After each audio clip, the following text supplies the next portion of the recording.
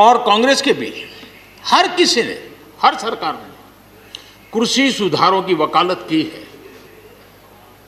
कोई पीछे नहीं है, क्योंकि हर एक को लगता है कर पाए नहीं कर पाए अलग बात है, लेकिन ये होना चाहिए, ये बात हर एक की निकली हुई है। और आज नहीं, जब भी जो जहाँ थे सबने की हुई है। और शरद राव जी ने तो अभी एक बयान भी दिया कि भाई मैं सुधारों के पक्ष में हूँ। ठीक है, पद्धति के संबंध में उनके मन में सवाल है, लेकिन सुधारों का विरोध नहीं किया है।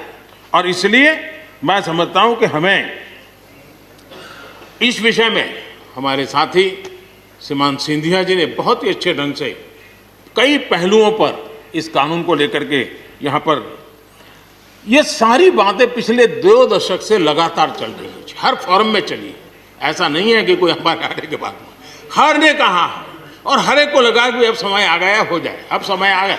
ये ठीक है, फुट स्टॉप कॉमा कोई इधर उधर हो सकता है, कोई ये दावा नहीं कर सकता है कि भाई हमारे समय की सोच बहुत ही बढ़िया थी। मैं भी दावा नहीं कर सकता हूँ कि हमारे समय की सोच बढ़िया है, 10 साल के बाद कोई नई सोच आ ही नहीं सकती। ऐसा नहीं होता है जी। ये समाज जीवन परिवर्तनशील होता है। आज के समय हमें जो ठीक लगा चलो चले, आगे सुधार करेंगे, नई चीज़ों को जोड़ेंगे। यही तो प्रगति का रास्ता होता है जी। रुकावटें डालने से प्रगति कहाँ होती है जी। और इसलिए, लेकिन मैं हैरान हूँ, अचानक यू टर्न ले लिया भाई, ऐसा क्यों किया?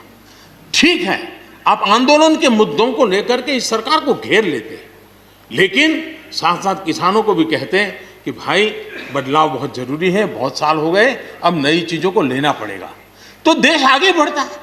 लेकिन अब मुझे लगता है कि राजनीति इतनी हावी हो जाती है कि अपने ही विचार छूट जाते हैं। लेकिन जो ये सब कर रहे हैं अच्छा है। आदरणीय डॉक्टर मनमोहन सिंह जी यहाँ मौजूद है, मैं उन्हीं का एक कोट आज पढ़ना चाहता हूँ। हो सकता है जो यू टर्न कर रहे हैं वो मेरी बात माने या न माने, मनमोहन सिंह जी की तो बात जरूर मानेंगे। There are other rigidities because of the whole marketing regime set up in the 1930s, which prevent our farmers from selling their produce where they get the highest rate of return. It is our intention to remove all those handicaps which come in the way of India realizing its vast potential as one large common market. ये आदरणीय मनमोहन सिंह जी का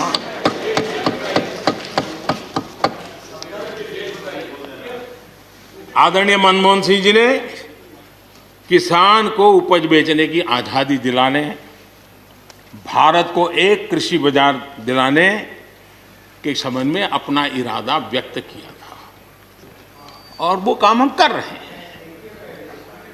और मुझे आप लोगों को गर्व होना चाहिए कि देखिए, मनमोहन सिंह जी ने कहा था वो मोदी को करना पड़ रहा है, गर्व कीजिए।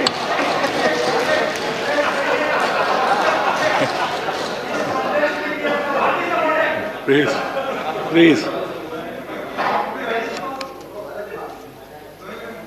और मजा ये है कि जो लोग पॉलिटिकल बयानबाजी करते हैं उछल उछल करके, उनके राज्यों में भी जब उनको मौका मिला है, इसी में से आधा अधूरा कुछ न कुछ किया ही किया है। हर किसी ने, यहाँ जो विरोध में दल है उनकी भी जहाँ सरकारें हैं वहाँ आधा अधूरा कुछ न कुछ तो किया ही है, क्योंकि उनको भी मालूम है रास्ते का रास्ता तो यही है। और मैंने देखा इस चर्चा में लॉ का जो स्पिरिट है उस पर किसी की चर्चा नहीं हुई है। शिकायत दिया गया तरीका ठीक नहीं था, जल्दी कर दिया, इसको नहीं पूछा, ये रहता है। वो तो परिवार में शादी होती है तो भी फूफी नाराज होकर के कहती है मुझे कहाँ बुलाया, तो वो तो रहता है। इतना बड़ा बड़ा परिवार है तो रहता ही है।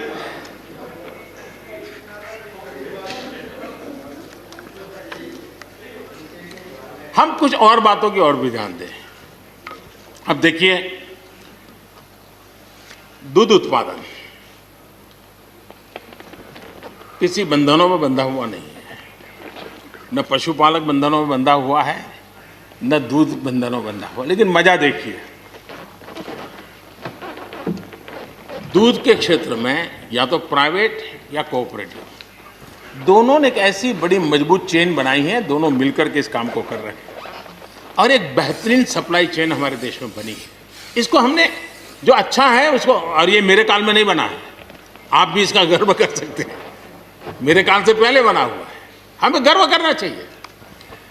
फल सब्जी से जुड़े व्यवसाय में ज़्यादातर बाजारों का सीधा संपर्क रहता है, बाजारों की दखल हट गई है, इसका लाभ मिल रहा है। क्या डेयरी वाले, फल सब्जी खरीदने वाले उद्यमी, पशुपालकों की किसान, क्या जमीन पर कब्जा हो जाता है उनका? पशुपालन पर, पशु पे कब्जा हो जाता है? नहीं होता, दूध बिकता है, पशु नहीं बिकता है जी।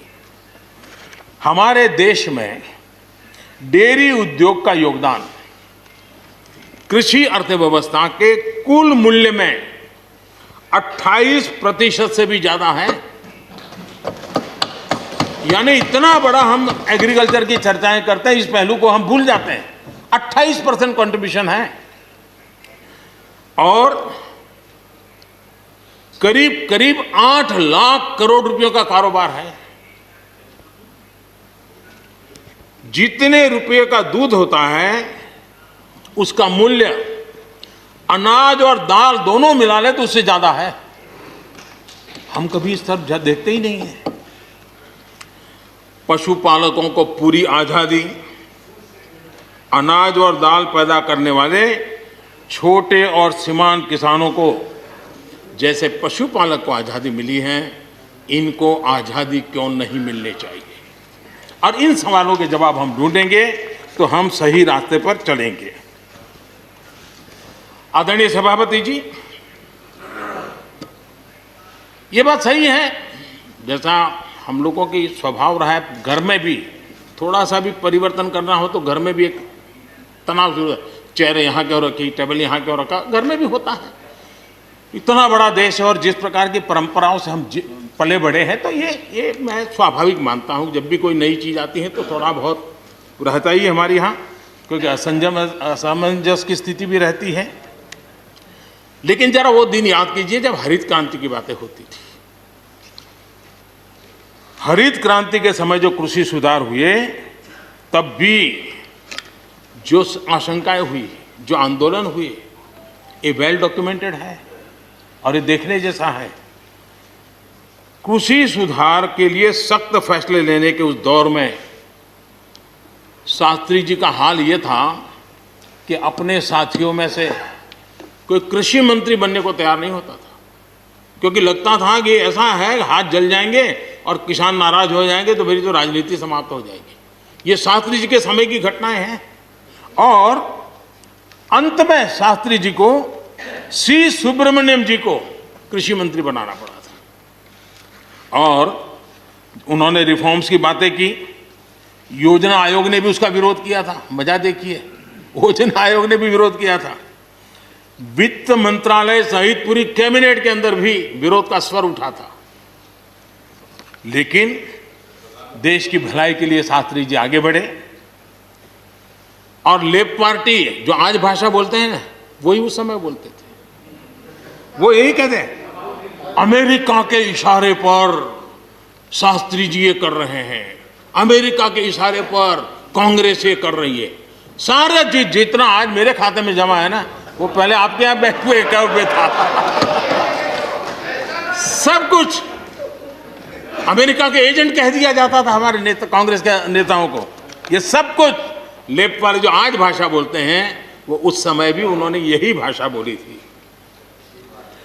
कृषि सुधारों को छोटे किसानों को बर्बाद करने वाला बताया गया था।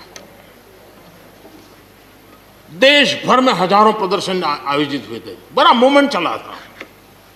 इसी माहौल में भी लाल बहादुर शास्त्री जी और उसके बाद की सरकार जो करती रही, उसी का परिणाम है कि जो हम कभी PL 480 मंगवा करके खाते थे, आज देश अपने किसान ने अपनी मिट्टी से पैदा की चीज़ों को खाता है।